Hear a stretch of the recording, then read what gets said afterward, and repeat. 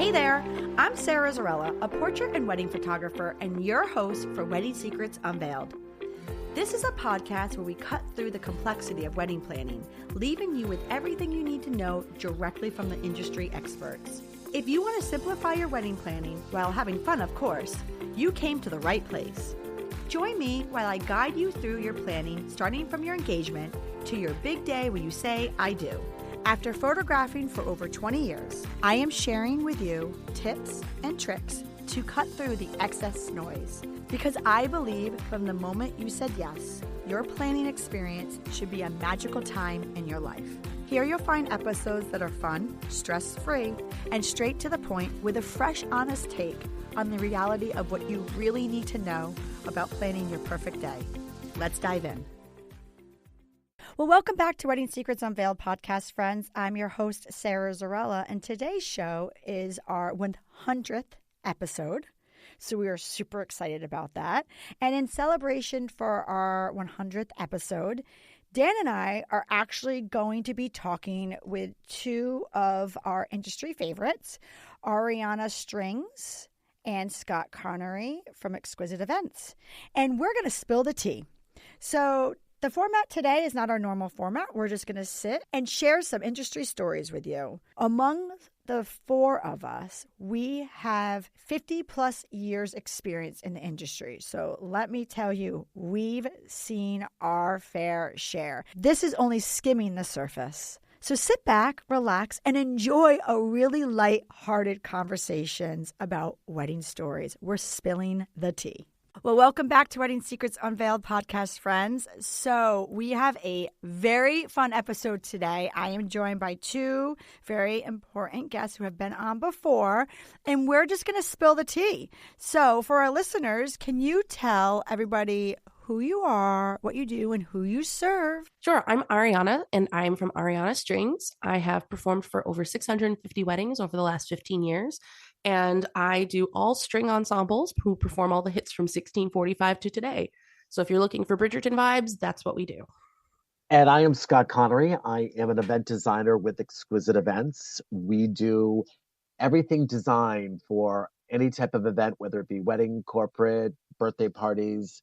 We do beautiful design installation, lighting, custom design work. And today, most of my stories are going to come from my past life in the planning world, because those stories are a lot more funnier and have much more entertaining than my design stories currently at the moment. Although there are some good stories with the design as well. Well, also, too, I mean, in your past life, Scott, you were on site all day long. And so Yes. a lot of what you do right now is the conceptual and the design and the planning. But I depart before the crazy starts. yes, I was about to say, Yeah, I mean, you know, there's only so much crazy you can take, right? Exactly. Ariana lives through the crazy currently. Every weekend. Yes. The hardest part, I think, the ceremony. Yeah. Well, with that said, let's hit it. We're going to start with you, Ariana, the ceremony. We're just going to go into it. Spill the tea. Okay. So I was working with a couple, really sweet. They were getting married at a castle in Connecticut. And they came to me and they were like, we love your music. We love strings. It's so romantic. And we know we want to have all of these songs. And they were really specific from the very beginning. And the bride knew she really wanted to walk down the aisle to 1,000 Years by Christina Perri, the Twilight song. It's gorgeous. It's a modern classic. Awesome. It sounds great on string quartet. So they go and they do all of their music choices with me in our first meeting, and things are going swimmingly. And then they ask for a final call. And on the final call, they're like, actually, we're going to have the DJ play my walk down the aisle, which I've never had that request happen before. Because usually when they hire us, we're just performing all of the music. But I don't mind, you do you. But they seemed a little awkward about it. Like it felt like something had happened. And I was like, what's going on? Because you're having me play for all of your welcome music. We're performing for your family processional and for the wedding party processional. And then only the DJ is playing just for your walk down the aisle. So I was like, oh, is everything okay? And they blurted out. She was like, well, the DJ says we really need the lyrics and that it won't sound good on strings. And I was like, oh, okay, well, it's totally up to you. whatever makes you comfortable. If you love the original, we're right there for you, you know? So it sounded to me like, you know, maybe the DJ really wanted to cover the ceremony and was like kind of inching his way in there. And that, you know, people do that sometimes. So I arrive on the wedding day and we put everything in order. All of the music is ready to go on our iPads. And we meet with the venue coordinator, and the DJ is off in the corner panicking. Like, he is like, if you can imagine like someone like the Tasmanian devil, like surrounded by like wires and then just like frantically trying to figure out what to do with those wires. It was a very unusual situation. And, you know, I have my hands full with my violin, so I'm trying not to pay too much attention to what's going on, but they seem really flustered. And they keep testing the sound system over and over again and being like, can you hear me now? Can you hear me now? Test, test. Oh no, it's not working. Test, it's not working. And I'm like, oh, okay. So I don't know. Something in me just said, let's make sure we have 1,000 years ready to go just in case. And I don't know whether it was like a little, like, I don't know, a little Jiminy Cricket conscious who told me to do that, but thank goodness I did. Because, you know, before the ceremony, I greeted the DJ. He said everything was going great. I figure everything's fine. The wedding party walks down the aisle, goes great. And then the bride is up at the top of these stairs. And the venue coordinator gives the thumbs up to tell the DJ to start playing her music. And all you hear is like a big, like, of like a speaker like blowing at that exact moment, like, ka-cha. And you just hear him frantically being like, and cursing to himself, like, what do I do? What do I do? And you know, the bride is just standing up there waiting to walk. You know, her guests have all stood and turned waiting for her, and she's standing there waiting. So I was like, we're going to play this. We're just going to do it. So we started playing the instrumental version of 1,000 Years for her to walk down the aisle. And she walked down. It was wonderful. I think the 10 seconds of like misery it was probably a bigger deal to like her and to us who knew what was going on, but it was kind of crazy. And at the end, the DJ was like, I don't know what happened. The system just like wasn't working today. And I said, it's okay. You know, we've got your back. We're all in this together. And yeah, that's one of my little crazy spill the tea stories. But, you know, sometimes if you want to upsell a couple on something, you should probably be able to do it. Fair. Did you ever find out why he just really was adamant about having those lyrics, or is it just because he just wanted to be part of the day? I think he wanted to be part of the day because they were so into it beforehand. And then they said that the DJ had basically convinced them that the song had no meaning without the lyrics. And it was very important to have the lyrics there. And he was not originally supposed to be part of the ceremony coverage. So I think it was like a last minute upsell. Oh, lovely. Mm-hmm. Oh, lovely. All right, Scott, give it to me. So, you know, I mean, I could write a book or a series, I should say, for the amount of craziness that I've dealt with, Sarah, as you know, being in the business as long as we have. But I'm going to start off with one that you definitely can relate to. So you know how brides get hung up a lot on dates? Yes. So, you know, like it's going to be like 11, whatever it is, but they get hung up on dates. They think, you know, they want to book you out 2 years, 3 years in advance because the date's super popular. So I'm going to bicycle backwards to the year 10-10-10. Okay. So this date's super popular, super, you know, in high demand. You know, after this, bride booked probably 2.5 years before her wedding because she wanted this particular date. The amount of inquiries after that were unbelievable. So, okay, 10-10-10. Everything she's doing is revolved around the number 10. It's kind of like insane, but this is what she's running with. So, no problem. So, they're getting married on site. And for some odd reason, she has, which is clearly anybody that comes from a Catholic religion knows that a priest can't marry you outside of the church. So the day before, when we're doing the rehearsal, all of a sudden this priest comes up, you know, when we're outside of the church, and he's like, I'm going to marry the couple. And I says, that's odd. I says, I'm not used to that. And then she has also a JP come up that is going to be the official person, clearly, that is going to marry the couple. So I was like, okay, this is great. 2 people, no problem. She's got her thing going. It's all about her having this priest there, and I'm going to run with it. So the day of the wedding comes, so forth and so on. And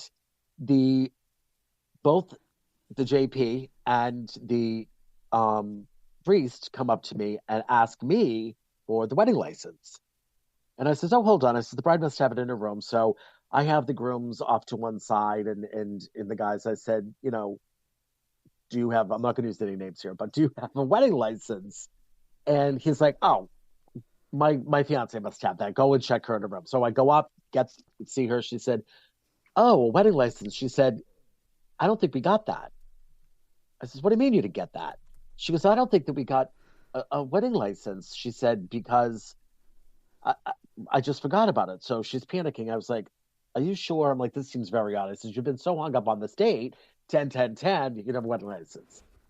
So there's a big argument over the phone between her and the fiance, this, that, and the other. I said, listen, you both were supposed to get the wedding license, not one person versus the other. It's something you do together. So I have the officiant grab her purse and leave. She's like, I'm not marrying them. She goes, I legally, she was a lawyer. She says, I can't. And the priest is like, well, I'll do it, but it's not going to be official or anything. He said, but I'll do it. So in the back of my head, I says, okay. I says, let me see if I can pull some strings here. And I get on the phone with a very well-known Rhode Island lawyer that I won't mention names to, but came to my rescue. But there was a couple of stipulations. A, he wanted a lot of money. B, he wasn't legally going to call 10-10-10 their wedding day because he can't. Let me remind you, this is Columbus Day weekend, so everything's shut down until Tuesday. So he said, I'll go through the motions. It's going to cost them this much money, but they're still not going to legally be married in the state. They're going to have to go for their wedding license on Tuesday. So he's in Newport. I'm in Providence. Okay. So I now have to address the guests that are now sitting in the people were sitting still? Oh, yeah. They were all ready to go. I mean, I was like, wasn't like an hour. Okay. No, they were like ready to go. So I make an announcement that we're delayed a little bit and maybe they should go and, grab a drink and we'll get started again shortly. So, the judge gets there about an hour later. We had to come from Newport on a holiday weekend, lots of traffic. I now start trying to gather these people back into the space where the ceremony is going to be. And I don't know what happened, but these people didn't have one drink. They had like a vat of liquor. And it is like corralling a frat party into a ceremony space that we're trying to have some serious moment here. Meanwhile, unbeknownst to myself, the bride decides she was going to hang out and get whacked because she was all worked up about her marriage license. So by the time I gather her to bring her downstairs for the wedding ceremony, she barely, and I'm not lying, barely could walk. Oh, God.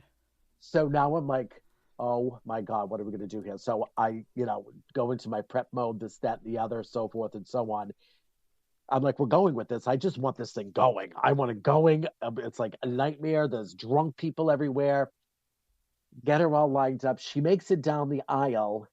Right as she makes it down the aisle, right in front of her fiance, she completely vomits. I had a feeling you were about to say this. Oh, God. And the only person she vomits on is her fiance. She clearly missed herself, completely covered him. It was like The Exorcist. That's all I can wait to explain it.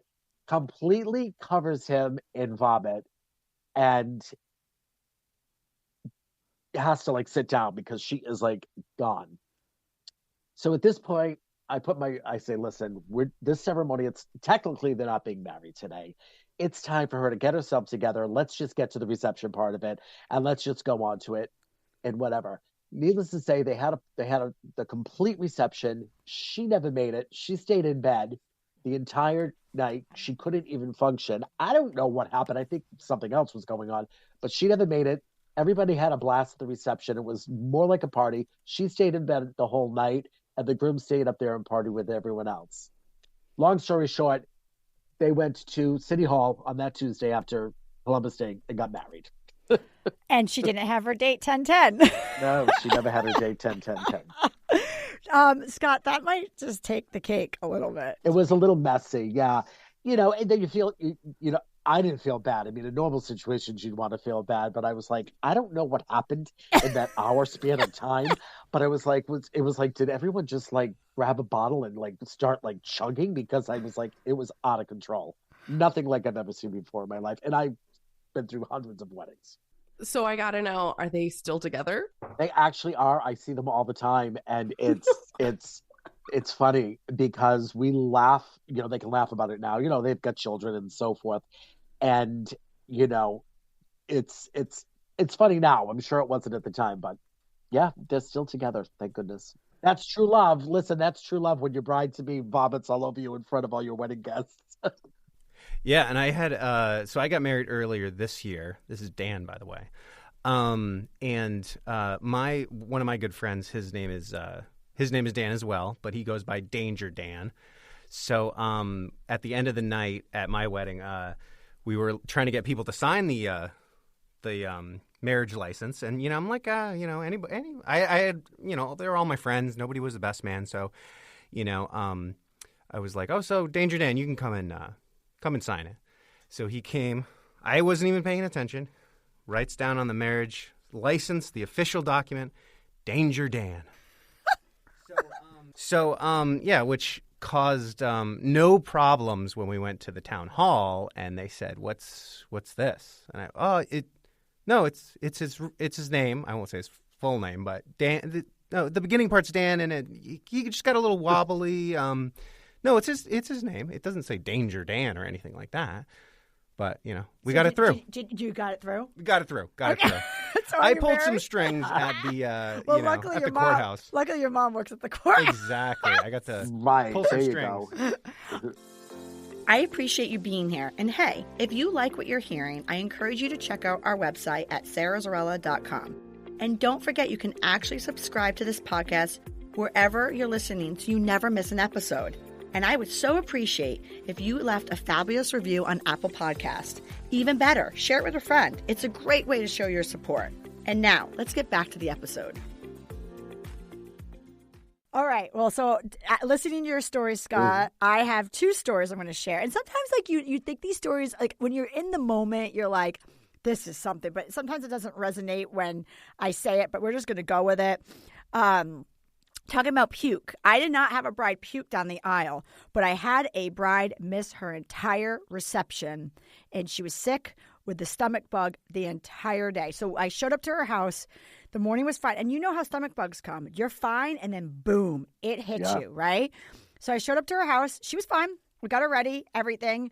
She went to her ceremony, and when I tell you, she literally looked pale. Like I could see. I could really see it, and the pictures could see it when I tell you she lost all color in her skin. And I was like sitting there. I'm like, there's something going on here. I'm thinking to myself, there's something going on.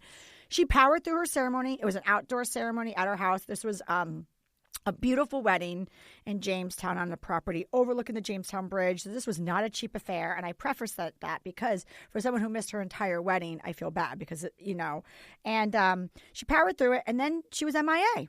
Now, as a photographer, when someone goes MIA, we leave them be. Maybe they might need a moment, whatever. I don't go searching for my couples ASAP if I don't need them, right? But then I'm noticing, I'm like, all right, I'm seeing him. I'm seeing the family. Cocktail hour still going on. And we did pictures prior, some of them, right? But we still needed to do the bride and groom pictures and the bridal party. So I was giving her a minute. But then I was like, okay, she's not here yet. And I'm waiting. So finally, I'm like, I need to find her. So I go. Now, remember, she got married on her property. So she has a bed to sleep in because this is at her family's property. So I go find her in the house. And there she is laying in bed. And she's like, I can't go outside. I'm like, I feel ill. I'm like, okay, fine. All right. I'll come back. We'll regroup. I'll come back. So we go outside.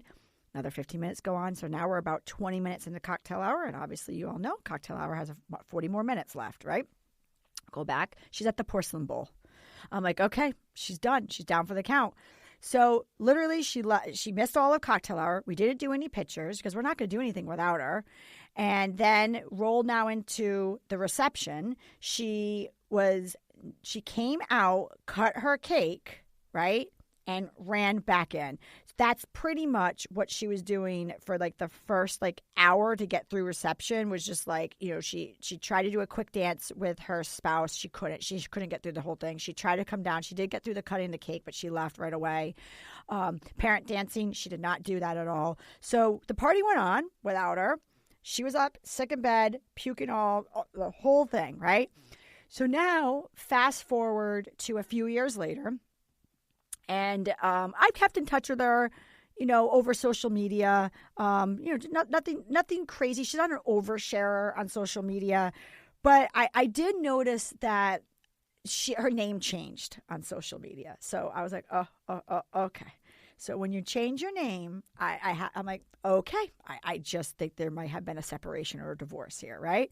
But, you know, again, I don't have time in my life to social media stalk people. I just noticed it, took notice, whatever, right? Move on. Get a phone call from her. She goes, hi, Sarah. She's like, so wedding number 1 didn't work out. She's like, I was like, well, no, literally, it didn't work out, okay? And she's like, but I'm getting married again. And she's the only bride to this day that I've done both her weddings, right? And I did her second wedding. And it's the one that counts because this story is dating back about 12 years old. And still to this day, she's with her new husband. Not new anymore. Nice. Happily married. Her wedding was maybe 15 people the second one around. She was there the entire wedding. And she, you know, and we still joke to this day. I'm going to say her name because she doesn't mind if I say it. I was like, Nikki, you were at the one that counted. And she's like, I absolutely was. But she is the only bride I've ever had that I've done both her weddings. And she missed the first one. Oh my gosh. That is so cute, though. Isn't that cute? Listen, it was the universe telling her it wasn't right. No, it was not right. And I just remember in the moment feeling so bad for her, right? But it's like, you know, but at the end of the day, like you said, the universe was telling her it wasn't right. And at least we were able to be present for the one that was, right? Yep. But the other story I thought about when you were talking, because you talked about puking, and then the other thing that triggered me was you were talking about the priest being there. Dan and I, we photograph at the cathedral all the time, which, you know, Scott, a lot of your weddings are over there. And the priest always comes up to us and says, hey, so rules are, you know, you can't go behind the altar and you can't go up on the, I mean, we know all that, right? So, but I let them say their spiel because, you know, I mean, they're used to dealing with all types of different photographers. So typical, can't go behind the altar, you know, no flash photography during the sermon. Okay, fine, whatever. So then he says to us, he starts saying to us, so he did this, for years, Dan? He would always say the typical standard stuff. Yep. But then one year he says, and also, too, you can't fly a drone in here. And I just was like, looked at Dan, like, what is he talking about? You can't fly a drone in here. Neither of you had drones, right? Yeah, I was like, first off, A, what are you talking about? And B, who would fly a drone in the cathedral? And so I just that resonated with me. Like, I'm like, why is this guy asking us, like, you can't fly a drone in here? And then I'm like, sure enough, we hop on Instagram or it was Facebook at the time, and we're scrolling through, and we see drone footage in the cathedral, and I'm thinking, oh, this happened. Yep. So, like, it was by a videographer, not us, obviously, but he was flying a drone in the cathedral, and all due respect, everybody knows A, it's a cathedral. You can't fly a drone. B, how loud that must have been, right? But obviously someone out there is flying drones in a cathedral. I actually ended up meeting him later, and he thought it was the coolest thing. And I'm like, No, actually, that's how he found out. He was bragging about it. He showed it to me on Facebook, and he was like, check this out. I was like, that is so dumb. Yeah, we didn't see him on social media. We did a wedding with him, and he showed it to us, and we both looked at each other. We're like, that must have been the guy. Yeah, yep. But anyway. Thought it was the coolest thing ever. I'm like, that was so dumb. Oh my gosh. Craziness. Honestly, it's so good, though, that the priest came up to you and gave you that spiel, because not all of them will do that. And I was in a wedding once my best friend's wedding. Unfortunately, I felt so bad, but the videographer approached the altar and actually like stepped foot onto it, and he was in the aisle and he'd set up on all these things, and the priest was so upset in the middle of the ceremony that he stopped everything. Absolutely. And vibe ruined, for him to chastise this guy in the middle of the ceremony, and of course the bride and groom have no idea that anything bad has happened.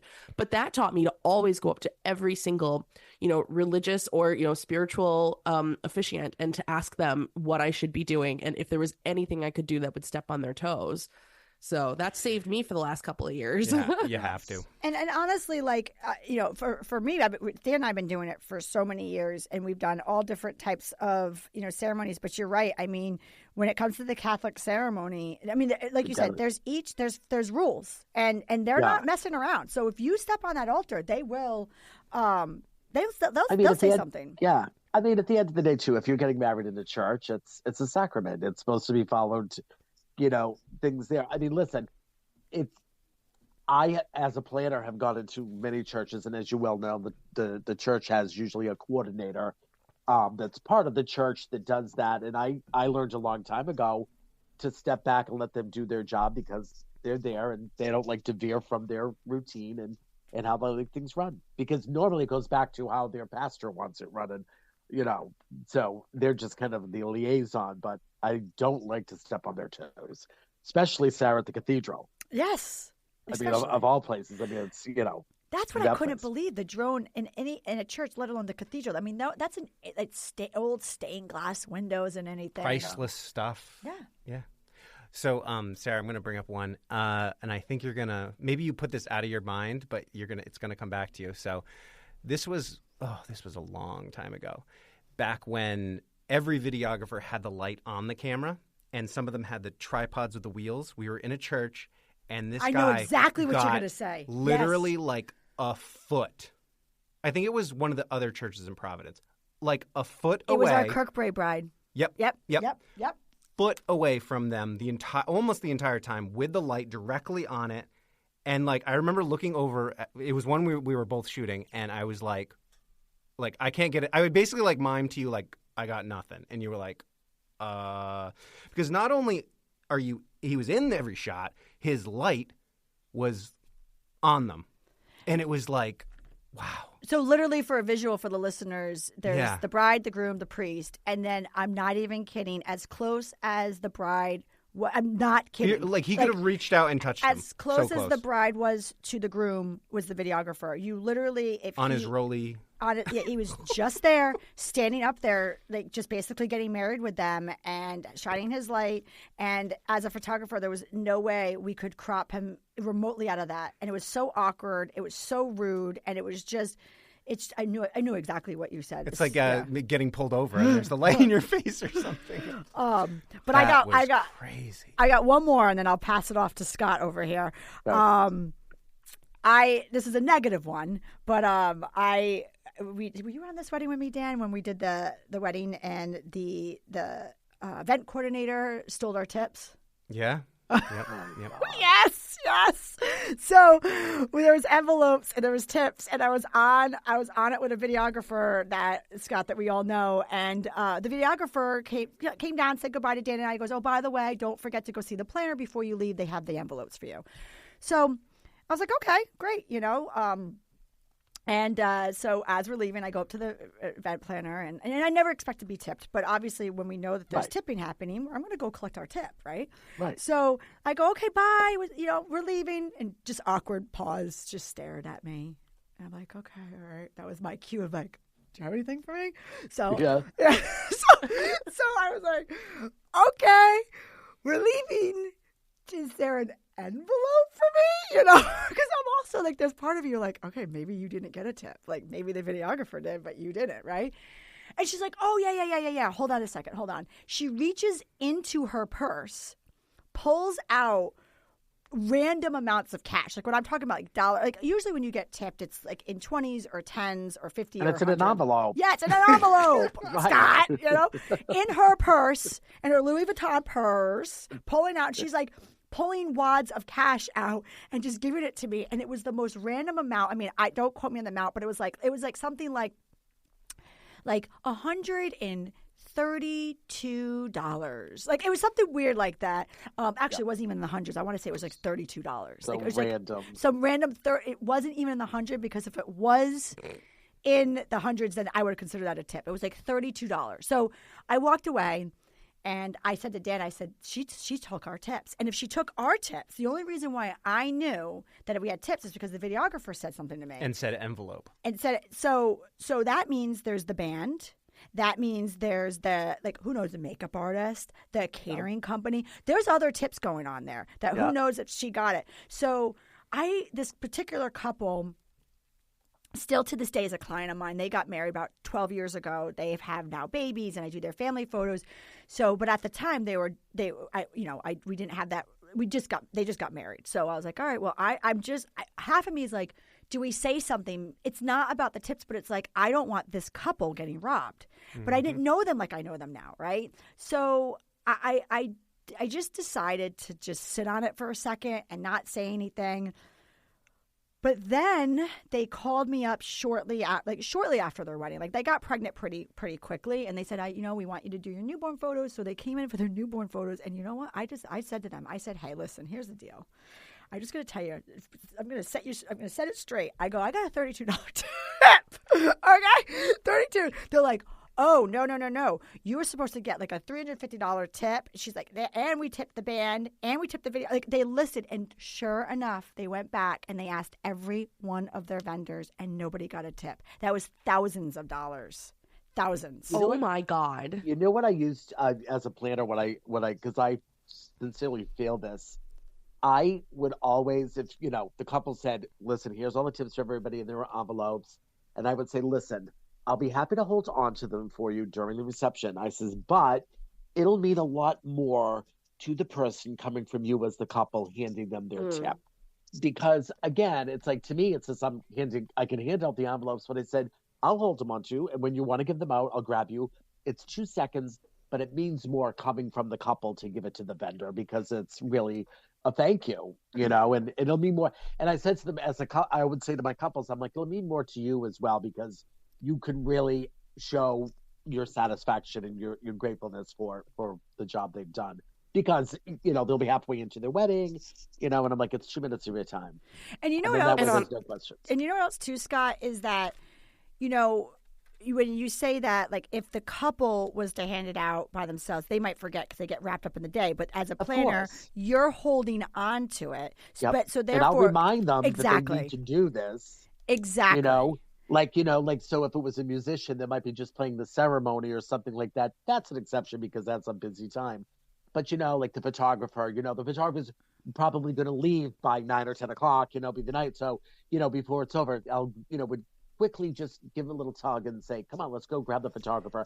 And it turned out to be something that they thanked me for afterwards. They're like, oh, I'm really glad that you mentioned that. I'm really glad that I was able to want to hand them their tip and not just be a generic handout. And you know what it does? It checks off a few lists. One, it makes them be super grateful, as a vendor, to get that from our clients. But 2, you hold on to them so you remind them. But 3, it's not about theft. Like, I mean, yes, theft happened, but it's also too, like, if you give it to, like, your maid of honor, your best man, like, they just may forget or may get lost. So it's just like you said, it also kind of protects you, because obviously there's theft. I mean, that's one story that I know about. Who knows? And that tip was significant for me. I got, hundreds of dollars from this girl, and so I mean, but anyway, that was just a good one. Good. Yeah, it's always a little bit obvious too. I'll never forget, like, one planner who simply was like, oh, that's right, she told you to come to me, hold on. And then she went, like, kind of hiding it in her arm, and she's like rifling through her purse to pick out a cash amount from an envelope that she's decided of how much she felt like giving the string quartet. Listen, and it ended up being like $20 a person, It's crazy too. It's like, if someone hands you these envelopes to hand out, the first thing you should just do is just go hand them out. Right. Not putting them in your purse. Right. Sarah, this one is a good story. A large clientele, wonderful Portuguese families. I'm Italian, Portuguese and Italian, very close. They throw beautiful celebrations. They, parents work really hard and save all their life to have these beautiful celebrations for their children, and they're really big affairs. It's like soup to nuts, and they spare no expense. And they're just really loving, wonderful, wonderful people. So, did this large wedding. It was 350 people. Two wonderful families, through the whole planning process. There was a little bit of tension, the bride with the mother-in-law and things like that, but nothing crazy, just kind of like, normal stuff, my future daughter-in-law. And again, Portuguese families, it's my son. They don't like to let go of their sons. And, they're very protective of their sons. So I think there was a little bit of that, it was their only son. And so they decide they're going to have this giant receiving line from cocktail hour into dinner, which I'm already gasping at, because I'm like, that's going to take way too long. But I'm like, listen, it's their day. Do what you want. So in the receiving line is the bride and groom, her parents, and just the maid of honor and best man, because her wedding party was like, 16 on her side, 16 on his side, just giant. So I'm questioning, I'm like, why isn't the groom's mother and father in this receiving line? I'm like, something's not right here. So the mother of the groom grabs a chair, sits kind of directly across from this receiving line for the entire receiving line, and just watches. It is glaring. And she has this old meme purse in her hand, and she's banging the purse on her hand, and she's getting angrier. And I'm sweating because I'm like, something's going to go down here. And I don't know what it is, but she's getting angrier, and she starts getting up, and she's pacing, and she's pacing. So the receiving line is coming to the end. I stayed out of it. I'm not getting involved. She gets at the end of the receiving line, walks up to her brand new daughter-in-law and smacks her in the face. Right across the face. Like, smacks her? Slapped her God. right across the face. I'm now paralyzed because I don't know what to do. And the mother-in-law, again, sits there and starts screaming at her in Portuguese. And now the daughter-in-law, her new daughter-in-law, decides she's going to start like kind of hip checking her up against the wall. So now I go directly to the groom. I'm like, break this up. It's getting out of control. So I get them into, I'm like, I'm just going to announce them. I get the mother, I shuffle her in. I'm like, come on, come down. It's okay. Let me get you to your seat, this, that, and the other. She gets to her table and starts telling the family of everything that happened. Now, in the ballroom, there is a family feud going on between the two families on who did this. The mother of the groom and the mother of the bride are screaming at each other, and it's this big, unruly, ghastly argument going on that can't be extinguished. Like, No. I literally have lost control of this. I have, my banquet manager's with me. I'm like, I don't know what to do in this situation. I don't know how to get involved. I'm like trying to calm people down. I'm trying to find a sensible person in the room, which at that point there wasn't. I mean, they had been a cocktail hour for an hour and carrying on this, that, and the other. So finally, everything calms down. I get people in the chairs, sit down. I'm like, oof, good. I can relax now, this, that, and the other. It didn't stop there. It continued on all night. There was food being thrown. There was all of this crap going on. And I was like, how does this get under control? So I said to the bride, I said, listen, it's your wedding day. I said, you're going to look back on this and regret it. I said, let it go, let it go, let it go. This, that, and the other. She goes, yep, I know how I'm going to let it go. She goes up and smacks the mother-in-law across the face. Oh, my God. I looked at my banquet managers. I threw my hands up in the air and I said, I'm leaving. It's all yours. I've lost all control of what's happening here. I says, I've never seen anything like it before in my life. I says, I'm going to hide in the other room. He carried on. But yeah, I couldn't. By the end of the night, though, because I did eventually just walk away from it. The end of the night, I heard they were all dancing, kissing, and happy. And Well, I mean, obviously, it's the typical. that's how their life's going to be too. That's how their whole life's going to be. I was going to say, Yeah. I mean, it's a very emotional families there. I have to say, like, the mother-in-law, I gave her a little credit. Like, she sat there like a lady the whole time and just watched them, as I was literally sweating because I thought something was going to happen, and she just got up nonchalantly and gave her a good slap across the face. Well, that's the. Hey, don't screw with the Portuguese mother-in-law. They mean business. I was just about to say. I mean, that's the Portuguese in her. They love hard and hate hard. It's respect. And she was right. I don't condone violence, but she kind of was right. Why wasn't she included in the receiving line? Oh, so what's that? A new trend you're going to start, Scott? You just slap. You just slap.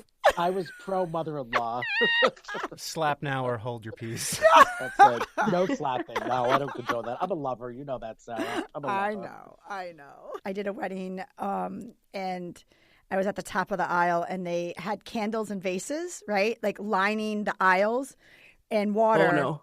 And water. Oh, no. But normally when you do those, you do them at like where the chair is. But this particular company lined the entire aisle, right? So what I mean by it is when guests are going into the aisle, they can't take a left or right to get to their seat. They have to go on the sides to get the seat because there's all candles and all vases.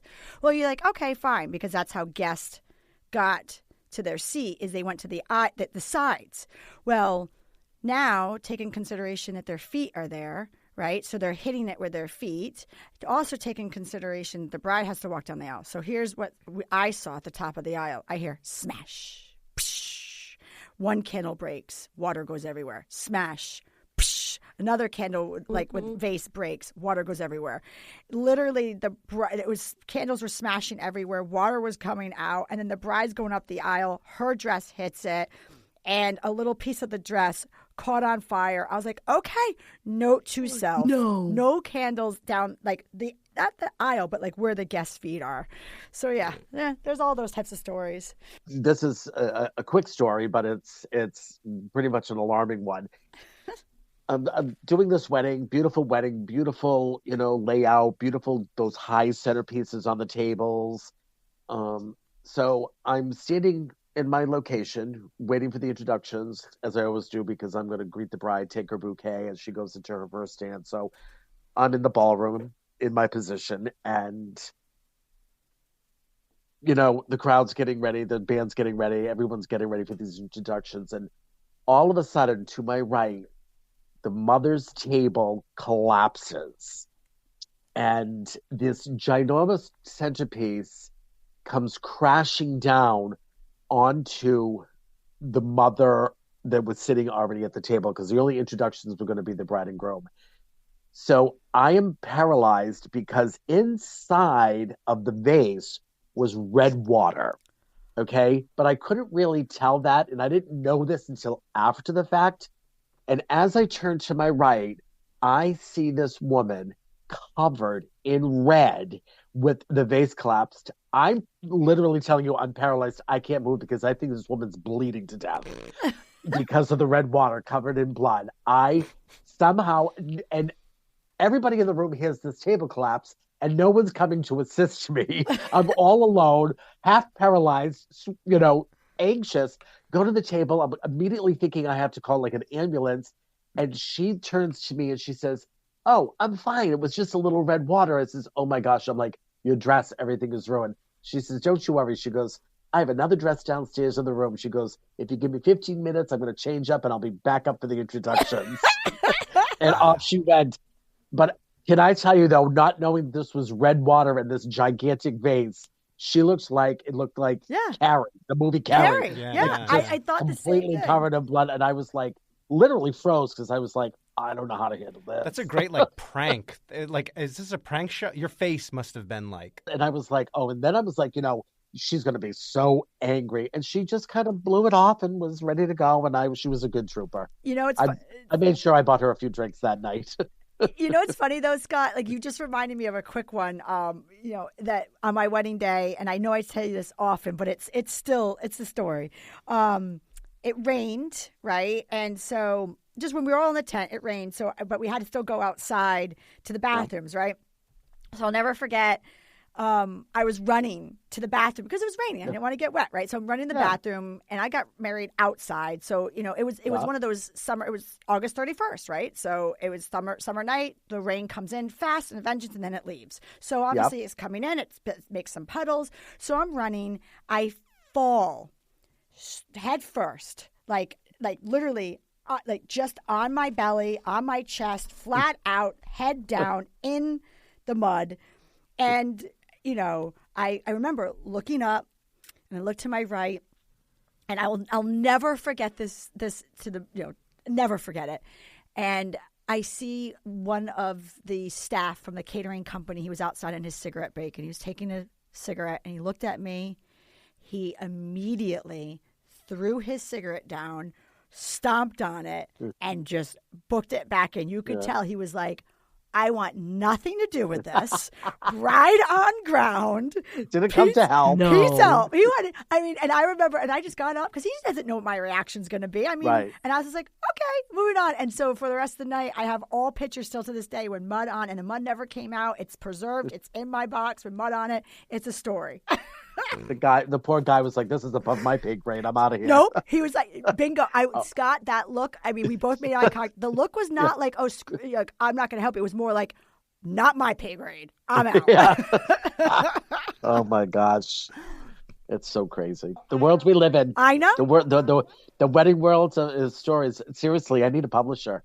Seriously. And we could sit here and we could talk all day. Good. But, with that said, it's time for us to wrap up the show. So I hope our listeners enjoyed just a little bit of the stories that us four had to share. And I want to thank you both for joining me on this week's episode of Wedding Secrets Unveiled. If you could both tell the listeners where they could find you. I'm Ariana Strings, and you can find me on Instagram, Ariana_strings, or weddingmusic-ct.com or arianastrings.com. And that's me. And for Scott Connery at Exquisite Events, you can find us on Instagram at EEDecor, and you can find us locally. Right now, we are in Narragansett, but we are moving to Exeter into our brand new state-of-the-art facility that is being built. So keep your eyes peeled for what is going to be Exquisite Events' beautiful new location in Exeter coming late 2024. You'll be my neighbor. Yes. Yes. Yay. And then for our listeners, I will have both of Ariana and Scott's information on our episode show notes, which you can find on our blog and our website podcast page, which is sarahzarella.com/podcast. Thank you, guys. Thank you for having us. Thank you for listening to Wedding Secrets Unveiled. I appreciate you being here. And hey, if you enjoyed this episode, I want to tell you something. I encourage you to check out our website at sarahzarella.com. We love photographing while having fun, of course.